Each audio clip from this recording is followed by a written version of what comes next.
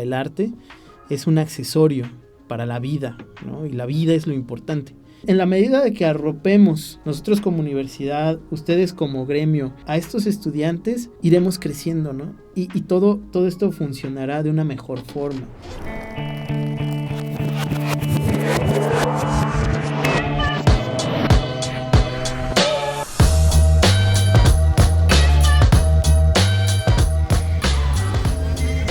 Imaginario Podcast. Hola a todos, bienvenidos a otro capítulo más de Imaginario, este podcast en donde estamos analizando todo este mundo y compartiendo el mundo del cine, de la televisión, de la creación.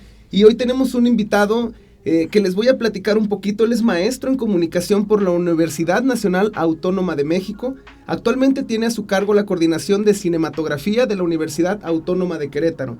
Como productor, director, guionista y montajista, ha participado en producciones cinematográficas de ficción y no ficción en México, Chile, Argentina y España, entre las que destacan nominaciones y proyecciones en Festival Internacional de Cine Independiente de Madrid, Festival Internacional de Cine Documental en Buenos Aires. Actualmente se encuentra en producción de su ópera prima de ficción titulada Memorias de una vida indeterminada. Bueno, todo esto es del señor Rodrigo Mendoza. Bienvenido, Rodrigo. Claro, muchas gracias. Un gusto tenerte por acá para compartir toda esta experiencia en el mundo de la cinematografía, la creación y también, pues no sé si llamarlo así, pero la docencia, ¿no? El compartir todo este conocimiento con las nuevas generaciones que tenemos o tienen esta inquietud, ¿no? De también producir y ser cineastas. Pues bienvenido. ¿Cómo estás? Bien, muy contento. Felicitarte por este espacio. Me parece que este tipo de cosas abren el diálogo y también generan cohesión entre comunidad, ¿no? O sea, visibilizan muchas cuestiones que a veces estamos ahí trabajando, haciendo cosas, y este tipo de proyectos cohesionan, ¿no? Entonces, felicitarte por eso y pues aquí platicar y ver qué sale en la charla con esta chelita que está re buena. Sí, pues gracias ahí a Cerveza Toro que está patrocinando también esto, nos está apoyando justo por lo que mencionas, ¿no? Pues para dar mayor realce a toda la creación de la gente queretana, pero también nacional, ¿no? Y a ver, cuéntame, ¿cómo está el imaginario de Rodrigo? ¿Cómo inicia ese mundo, Rodrigo, en el mundo del cine? ¿Qué le llama la atención? ¿O cómo inicia tu carrera o tus primeros pasos acá? Pues, fíjate que fue siempre tuve como esta idea y este querer hacer cine sin saber cómo se podía hacer, ¿no? Y también con una cuestión muy de decir, creo que es difícil hacerlo y creo que no se puede. Entonces me fui a otros caminos, ¿no? Yo quería estudiar medicina, me fui de paramédico muchos años, luego estudié informática, ¿no? Y estuve como ahí dándole, como rodeando esa idea del cine, ¿no? 16, 19 años, promedio. No, hasta los 25 estuve como buscando y como resistiéndome al cine porque para mí era una cuestión muy difícil, ¿no? Era una cuestión que para mí no estaba como en mis posibilidades. Yo me acuerdo, y luego se burlan, pero pues fue así, que yo dije, yo quiero hacer eso cuando vi la película de Titanic, ¿no? La vimos en el cine, a mi mamá le gustaba un buen y nos llevó como 3-4 veces a ver la película al cine. Entonces lloraba la gente. Mi hermano, que era más chiquito, le decía a mamá, pásame Kleenex. Entonces repartía Kleenex en la sala, ¿no? Y se los daba. Entonces era como yo dije, ¿esto qué es, no? ¿Cómo se logra esto? Pues yo tenía, no sé, 16 años, yo creo que cuando salió.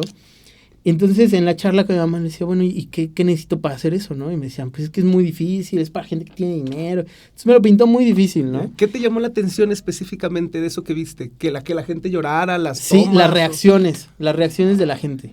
Como la gente que se llegara a conmover a ese nivel, ¿no? Y luego también, pues, la magnificencia del barco, de como la historia de amor, ¿no? O sea, era fue para mí una revelación muy rara, ¿no? Que ya había tenido como con ciertas películas, pero que ahí como que fue decisivo en el sentido de yo quiero hacer eso, ¿no? Pero de ahí, pues mi situación económica, familiar, pues no me lo permitió. Y hasta los 25, que un día yo recuerdo, yo trabajaba en el Santander, ¿no? Así de hacer ahí. A las 4 de la mañana entraba y unos procesos bien locos así de seguridad informática. Y yo me acuerdo así perfecto como de película, levantarme. Y era como un alerón así grandísimo. ¿Qué es este Santander que parece ovni? No, todavía no estaba ese, era otro. Ya. Que es como un subterráneo. De hecho, para entrar, pues es un búnker, le dicen, ¿no? Entonces, me levanto, veo a mis 10 compañeros, pues nosotros entramos muy temprano, y veo así todo solo, gris. Voy al baño, me veo y digo, ¿qué estoy haciendo de mi vida, no? Y en ese momento regreso con mi jefe y le digo, ¿sabes qué? Ya no más, ¿no? Ya no voy a regresar. Y entonces renuncié y me fui a Ciudad de México a hacer un diplomado en el CUEC, bueno, lo que era el CUEC de dirección artística. Yeah. Y entonces dije, bueno, voy a estudiar, voy a ir acá, pero yo no tenía las posibilidades económicas de quedarme allá y regresé a estudiar en la UAC. Y dije, bueno, voy a hacer comunicación y periodismo y me voy a enfocar a cine. Y así lo empecé a hacer, ¿no? ¿Estudiaste en la UAC comunicación? Yo estudié licenciatura en comunicación y periodismo. Pero ya más de los 25. Ya a los 25 yo entré a la carrera. Bueno. Y empecé, ¿no? Y de ahí dije, bueno, yo traía como una carrera como de decir, no, es que ya perdí años, ¿no? Porque tenemos este imaginario de que se pierde el tiempo, ¿no? Cuando en realidad a la distancia veo que gané mucho, ¿no? O sea, como paramédico, como informático, como trabajador de Gandhi, ¿sabes? O sea, de todos lados encuentro ahora en mi profesión algo de dónde sacarle, ¿no? Y es creo que lo nutritivo del cine, ¿no? Que también contamos historias de todo tipo y de repente también vivirles ahorita que paramédico, que es estas experiencias, como dices, pues nutren mucho tu narrativa también de vida, ¿no? Sí, o sea, es decir, yo siempre me he planteado desde algún punto como, porque también dije, bueno, ¿y cine para qué? ¿No? O sea, ¿por qué quieres ser cineasta? ¿A quién le importa lo que tengas que decir? ¿No? Y en realidad yo creo que el cine es una cuestión que es un accesorio, ¿no? Y eso lo dice y se lo robé porque clava mucho en mi pensamiento. Luis Alberto Spinetta dice, ¿no? O sea, la música, el arte es un accesorio para la vida, ¿no? Y la vida es lo importante. Y todo lo demás es un accesorio para hacerla bella, para hacerla hermosa, para nutrirla, ¿no? Y yo desde ahí también entendí que hacer arte, hacer cine sin un sentido y un propósito, al menos para mí, ¿no? Sí. Porque no es algo que se le tenga que exigir a los cineastas o a los artistas, pero para mí si no tiene un sentido social, un sentido con una responsabilidad más allá, no lo hago, no tiene sentido para mí, ¿no? O sea, pierde eso.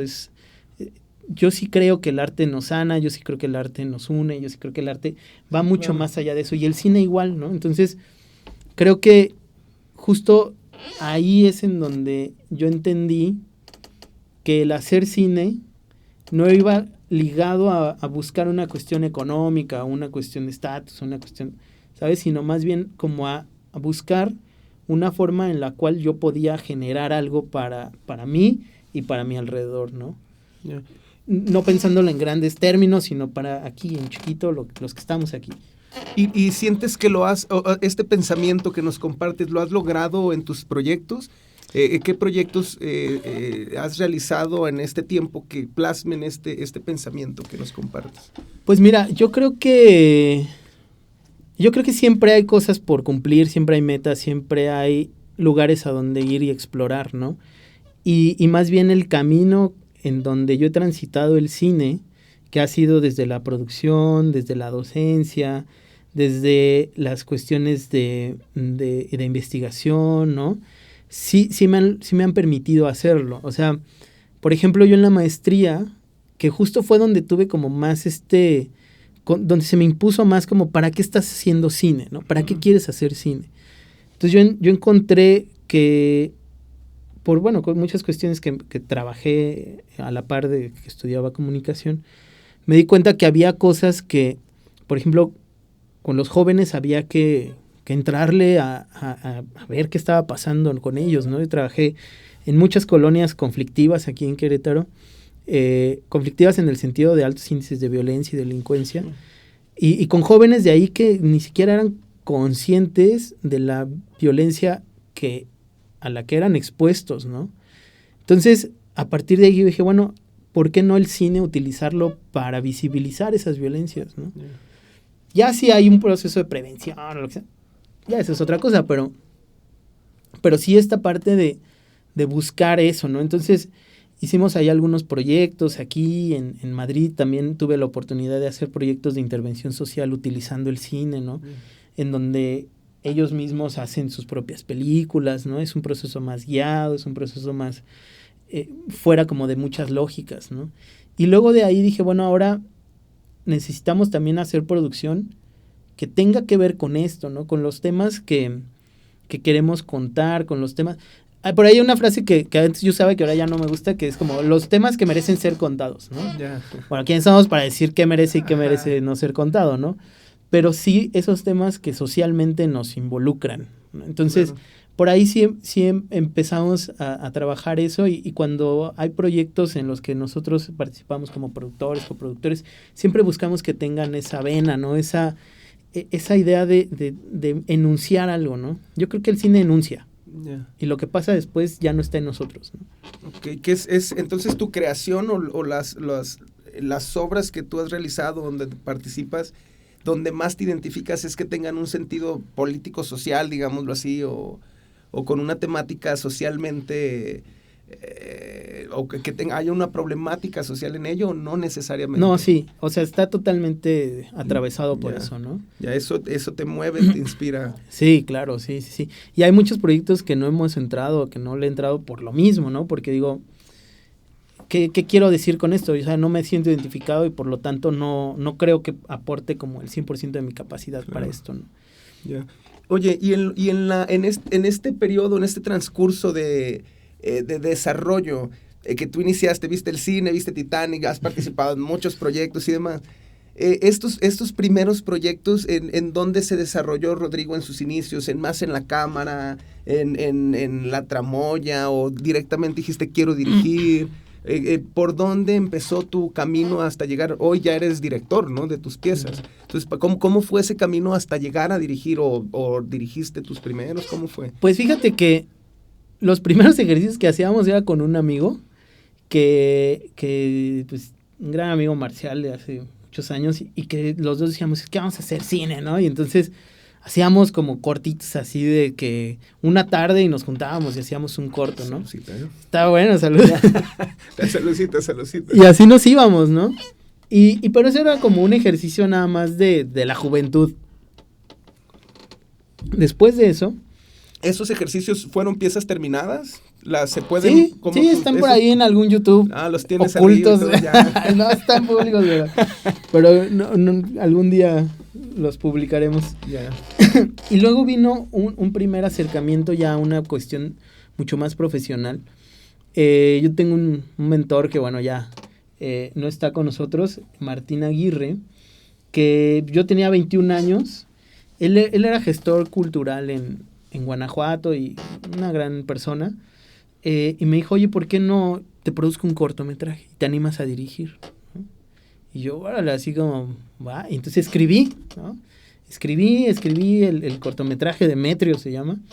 Y me acuerdo que me fui con ellos un mes, porque él tenía además una compañía de teatro. Entonces me dijo, no, yo te presto a mis actores, vente a una gira y ensayas con ellos y luego ya nos vamos. Entonces yo me acuerdo que hicimos eso, después llegué a la producción, pero yo sin saber nada, así. Y solo con 3 amigos más, estaba Marcial, otro camarógrafo y otro amigo editor. Y llegamos y estaba como todo puesto para hacer un cortometraje, ¿no? O sea, lo filmamos en Guanajuato, en Tarandacuá, Guanajuato. Sí. Yeah. Y entonces de pronto así tenía como todo el dispositivo para hacerlo, ¿no? Actores, cámaras, luces. Todo, vehículos, llegamos al hotel, ¿no? O sea, como el sueño del cineasta, sí, ¿no? Sí. Y yo dije, órale, y pues yo me espanté, ¿no? 21 años como con todo este dispositivo, dije, ¿qué hago? Y le dije a Martín, no, ¿sabes qué, Martín? Mejor dirígelo tú, ¿no? Dice, no, ¿cómo crees? No, tú vas, ¿no? Y así empecé con ese... ¿Por qué dirígelo tú? ¿Te dio nervio o qué? Sí, porque yo decía, pues es que yo no me siento capaz de hacer esto, ¿no? ¿Ves, Ricardo? Sin miedo. Y yo decía, pues es que, o sea, ¿cómo voy a dirigir como todo esto, no? Órale. Y bueno, Martín me había como preparado ya en dirección, ya me había pasado cosas, yo estaba con él, ¿no? Entonces Fue un proceso muy bonito. Me gusta el corto, no es un gran cortometraje. Cerraste bien, cerramos bien, 30 minutos, todo bien, ¿no? Se hizo, presentamos. Y ese fue un primer ejercicio como muy, muy interesante. Después, cuando ya entré a la carrera, de ahí pasaron muchos años sin que yo hiciera nada, ¿no? Y entré a la carrera y empezamos pues con los ejercicios estudiantiles, pero yo siempre me he propuesto algo que también se lo paso mucho a mis estudiantes. Cuando hagas algo, no importa, si tú le estás dando tiempo a ese algo, hazlo bien y hazlo profesional, ¿no?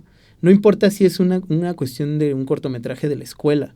O sea, al final le estás dando tiempo, estás dando recursos, estás dando esfuerzo y no te quedes en el esfuerzo mínimo, ¿no?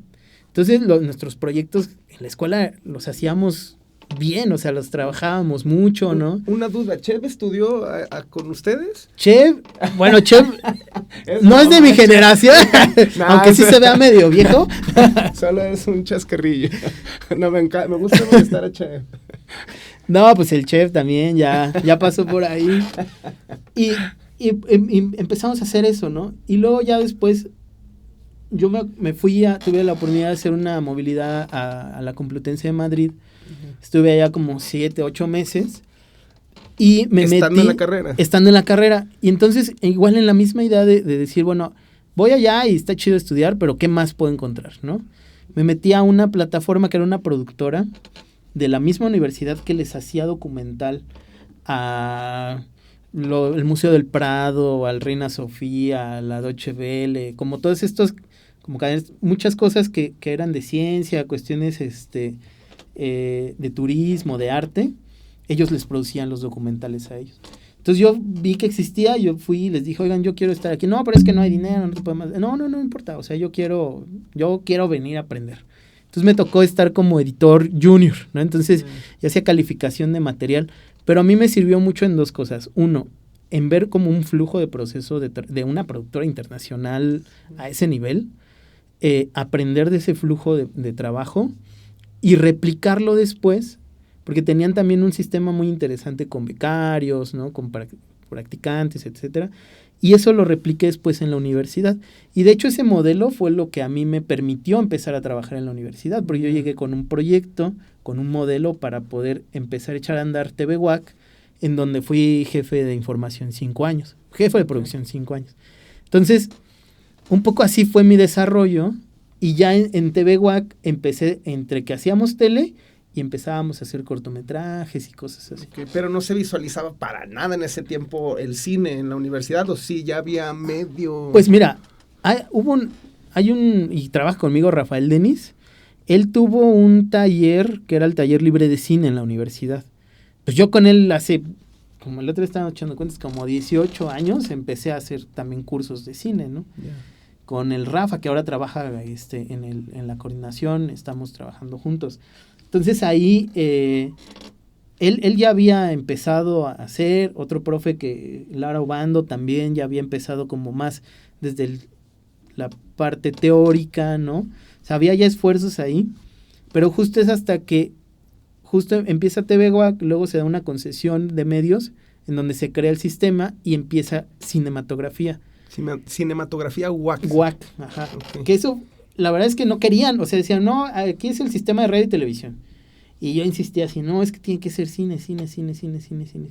Hice el proyecto y entonces al final entró como un medio también. ¿Hace cuánto tiempo nace específicamente así cinematografía? Hace 6 años. Hace 6 años y es liderado por ti, otro grupo, tú solo, más personas. Sí, en un principio estuve yo solo, ¿no?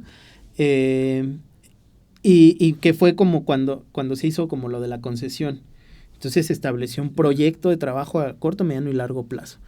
Y a partir de ahí me jalé a Rafa, empezamos a hacer, que fue el proyecto inaugural de la coordinación, que fue Escuela de Cine de Verano. Rafa, ¿quién es? ¿Qué hace dentro de...? Rafa Denis es documentalista, es productor, trabaja con nosotros en toda esta parte, es un poco mi conciencia también, ¿no? Es el que me dice, a ver, bájale tantito. Y Rafa también es profesor, ¿no? Tiene como esta parte más académica. Entonces, lo llamo, le digo, oye, vamos a empezar el proyecto de cine con una escuela de cine en la UAC, ¿no? Que eventualmente se convierte en una carrera y eventualmente se convierte en una cosa más profesionalizante. Y empezamos y la primera generación tuvimos como 80 estudiantes. Pero no era, o sea, era solamente, o sea, en estos 6 años, porque sé que viene una carrera ya, ¿no? De cinematografía.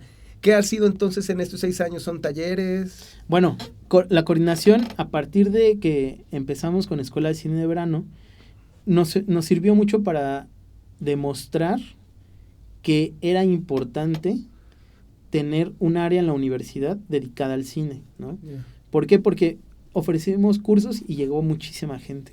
Entonces ahí vimos que había realmente una necesidad y un interés de capacitarse. Entonces a la par empezamos, porque también eso, pues, sabes, ¿no? Que el tema del recurso, pues es un tema siempre, ¿no? Entonces me dijeron, pues es que no hay dinero para cine. Entonces lo que hicimos fue empezar a conformar equipos de trabajo con becarios y becarias, en donde le vendíamos documentales a Secretaría de Turismo, por ejemplo. Entonces hicimos un par de documentales que nos permitieron empezar a comprar equipo. Capitalizar. ¿No? A capitalizar. Entonces, a partir de ahí, la estructura más o menos quedó. El área de producción, el área de capacitación, donde teníamos escuela de cine de verano, cursos, talleres, diplomados. Luego teníamos el área de gestión y difusión, donde buscábamos el recurso y difundíamos lo que hacíamos, y el área de investigación, que esa tardó en desarrollarse, pero ya está. Ahorita tenemos una revista, Imaginarios Cinematográficos, que ya lleva 15 números, ¿no? Es una revista mensual en donde ahí se está publicando constantemente cuestiones relacionadas al cine. Entonces, digamos que en este devenir hemos entendido un poquito cómo funciona. Y el proyecto que viene a consolidar la coordinación justamente es la licenciatura en cine. Y esta licenciatura nace ya este año. Es el primer año donde arrancan. Sí. Tenemos 4 años trabajando la licenciatura. Es un proceso complejísimo. Sí. De muchas voluntades, de mucha política, de mucha tramitología, ¿no?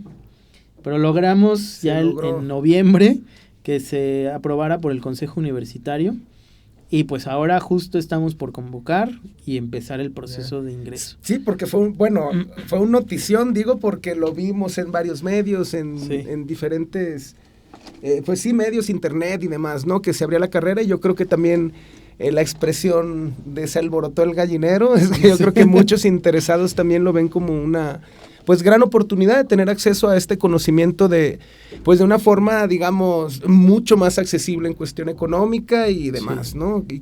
Y cómo lo ha recibido, qué respuestas han tenido por ahí de las personas. Pues muy bien, o sea, mira, por un lado, la gente que quiere estudiar cine, que son jóvenes que van saliendo de la prepa, que están así diario, nos llaman 10, 12 veces preguntando, ¿no?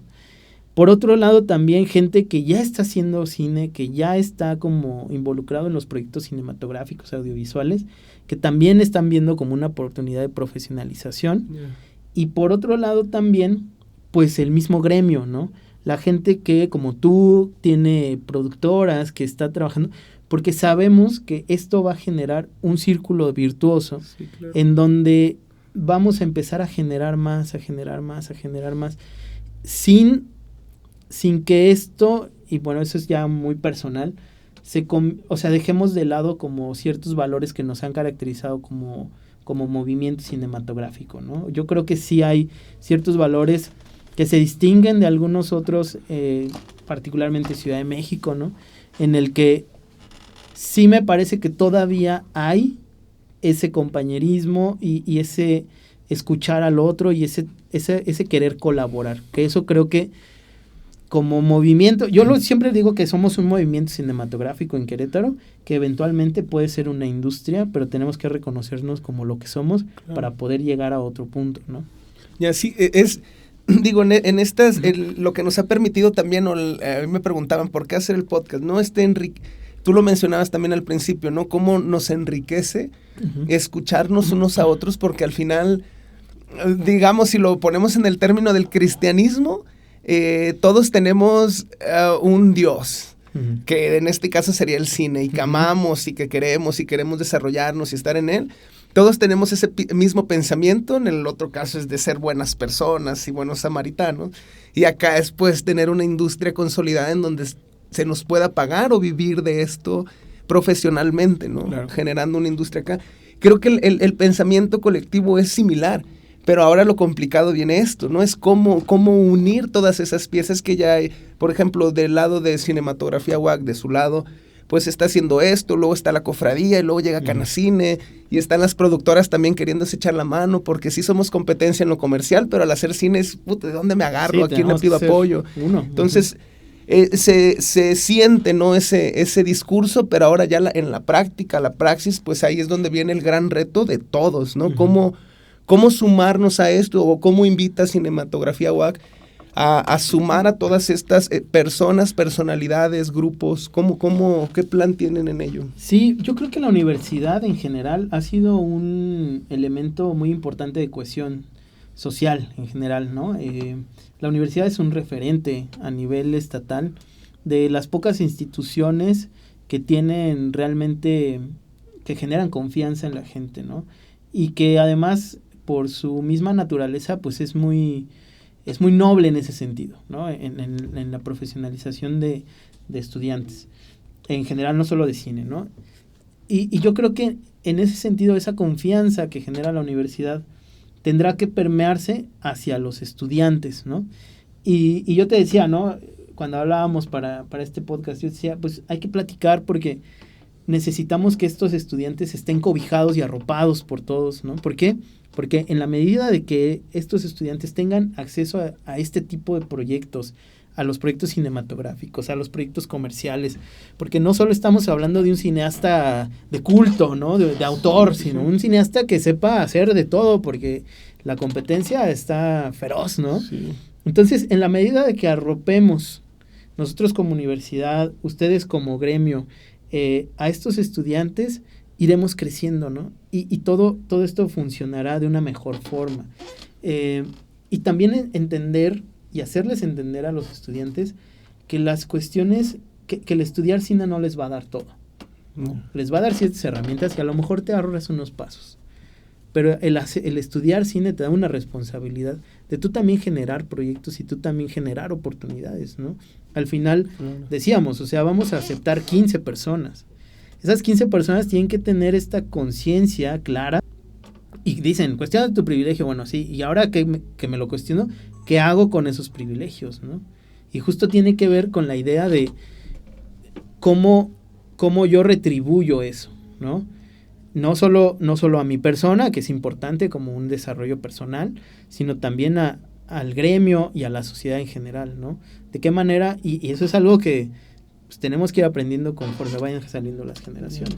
Oye, Rodrigo, pues estamos a muy poco tiempo también de cerrar. Es una charla que se va como rapidísimo. Agua, ajá. Pero, o sea, ya platicamos un poco de cinematografía. Me faltó un poquito de tus proyectos. O sea, tienes documentales que se han ido a festivales y demás, ¿no? Platícanos un poquito de tus proyectos.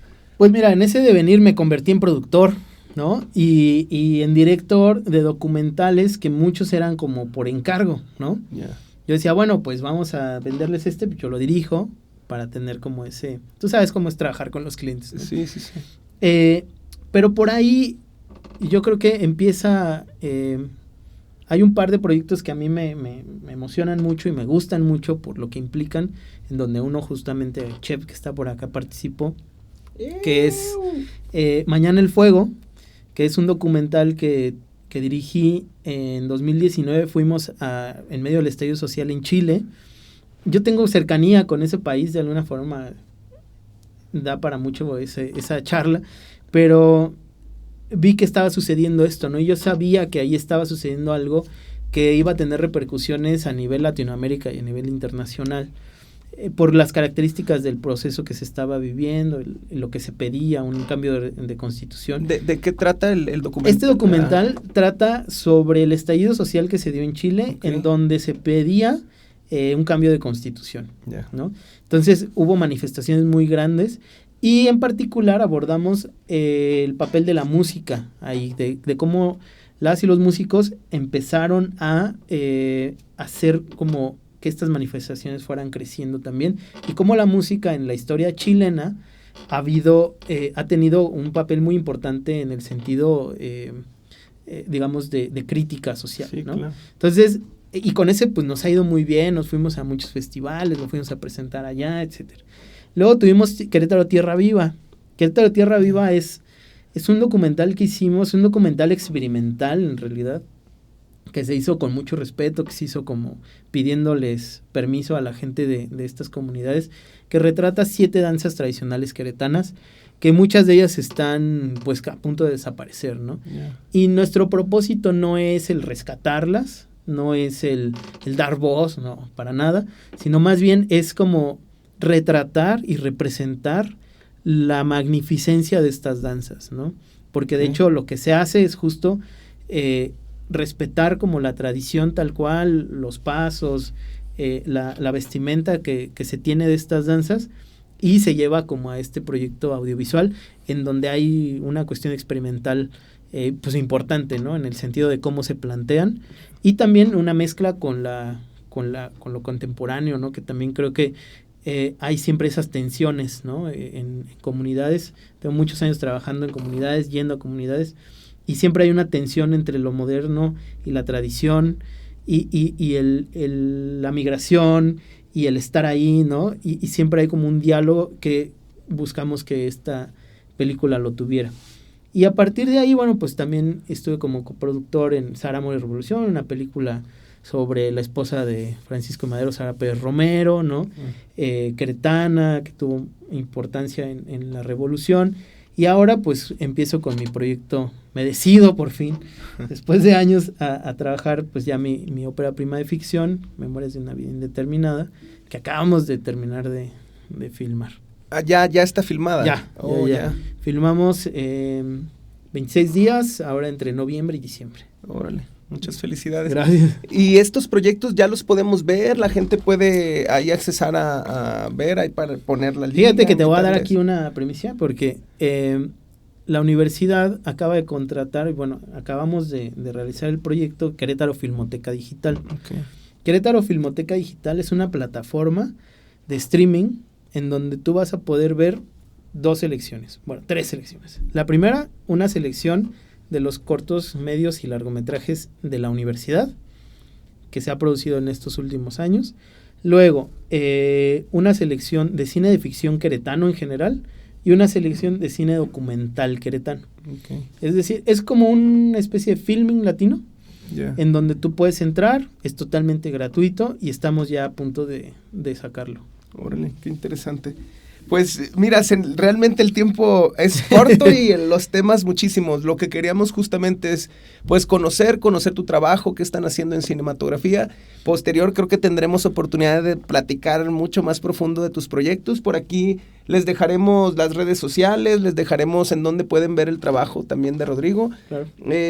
Pues para que lo compartan esta entrevista, también agradecerte mucho tu tiempo, pues todo lo que nos compartes, para que estén atentos todos los que estén deseando estudiar cine, aprender más de la cinematografía, como comentaban, sí, también gente de prepa, pero ya también personas que tenemos pues tiempo trabajando, pero no tuvimos la oportunidad de desarrollarnos académicamente o tener un título universitario que nos avale como cineastas, etcétera. Entonces es una oportunidad creo que bastante interesante y muy grande para todos, y pues nos vemos en el siguiente capítulo. Les agradecemos mucho que compartan, que comenten, que nos escriban, que sean partícipes de todo esto, y pues agradecerte siempre el apoyo. Vamos a seguir ahí en contacto para pues más programas, más charlas. Claro. Y a todos ustedes, pues como les digo, compartan. Agradecer siempre a Chev, a Ricardo, a Macario, a Ceci, a Adriana, a toda la banda que hace posible que tengamos estas conversaciones con personas del gremio, y como les decimos, no precisamente directores o productores, estamos iniciando así, pero veremos todo el mundo imaginario que tenemos los seres humanos para crear. Nos vemos en el siguiente capítulo. Muchas gracias, saludos.